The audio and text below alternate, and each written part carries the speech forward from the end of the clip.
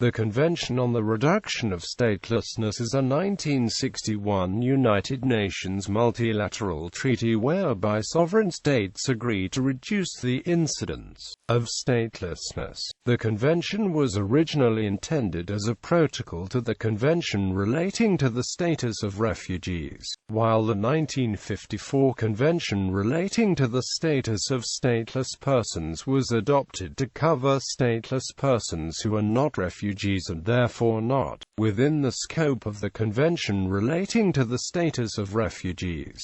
Statelessness. Prior to World War II, the Nansen International Office for Refugees, an organization of the League of Nations, was internationally in charge of refugees from war areas from 1930 to 1939. It received the Nobel Peace Prize in 1938.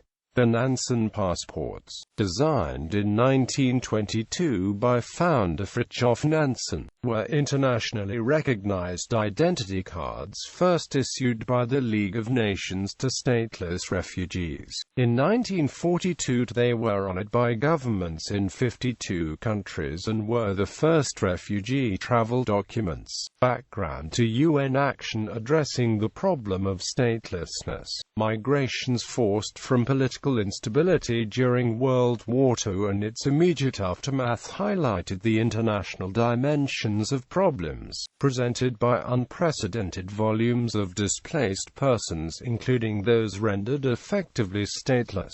Dating from December 1948, the Universal Declaration of Human Rights at Article 15 affirms that everyone has the right to a nationality. No one shall be arbitrarily deprived of his nationality nor denied the right to change his nationality. At the Fourth United Nations General Assembly session in October to December 1949, the International Law Commission included the topic nationality, including statelessness, in its list of topics of international law provisionally selected for codification. At the behest of the United Nations Economic and Social Council in its 11th session soon after that item was given priority, the convention relating to the status of refugees was done on 28 July 1951. It was originally desired to cover refugees and stateless persons. However, agreement was not reached with respect to the latter. The International Law Commission at its fifth session in 1953 produced both a draft Convention on the Elimination of Future Statelessness and a draft Convention on the Reduction of Future Statelessness.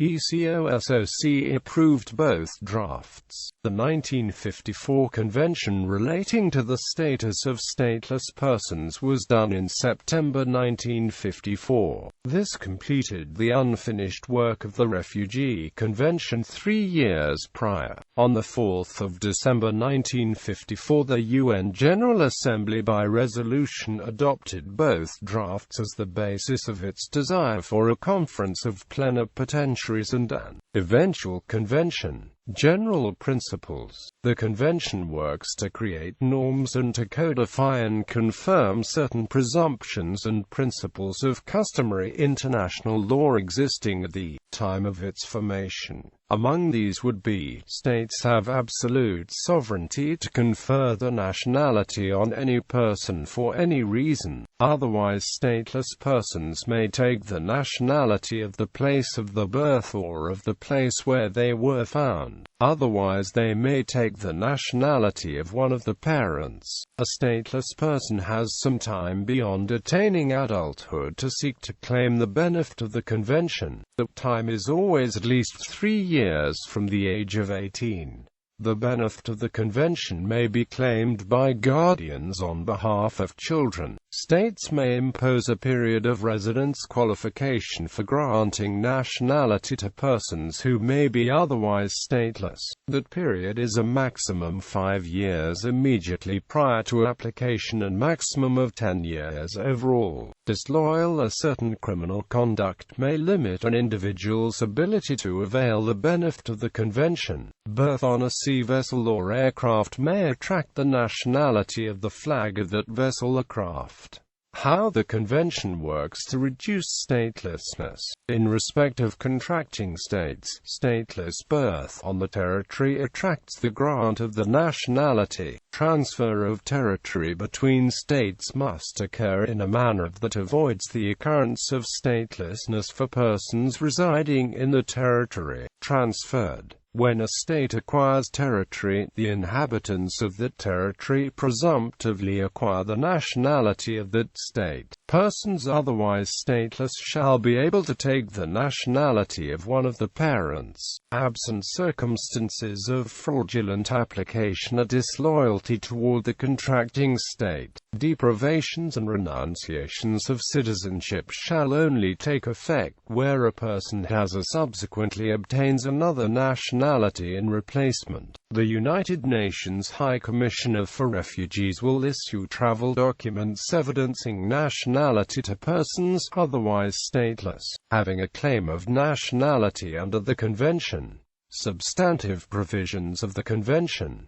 There are 21 articles, summarized below. Contracting states shall grant the nationality to persons otherwise stateless, born in the territory. The grant may be by virtue of the birth, or upon application by or on behalf of the person so born. An applicant may have up until at least the age of 21 to claim the citizenship by birth from Article 1. For grant of citizenship by birth, a contracting state may require proof of habitual residence in the territory for a period not exceeding 5 years immediately prior to application, or 10 years in total. Grant of citizenship by birth may be contingent upon the applicant's not having been convicted of an offense against national security nor having been sentenced to imprisonment for a term of 5 years or more. Grant of citizenship by birth may be contingent upon the applicant having always been stateless.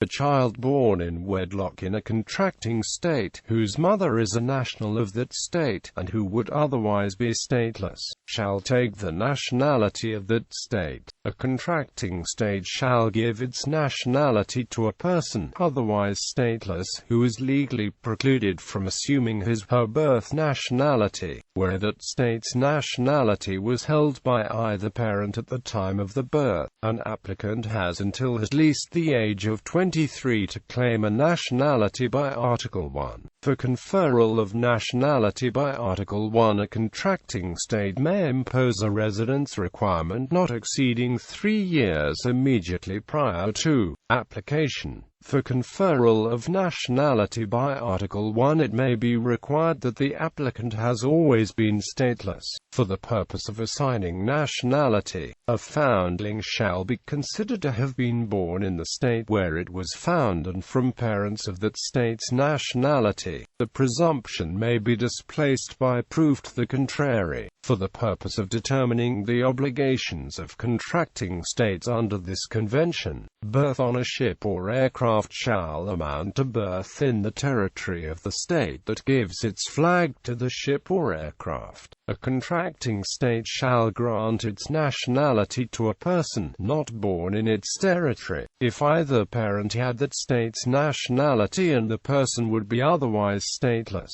A person may make such a claim for nationality at least up until the age of 23.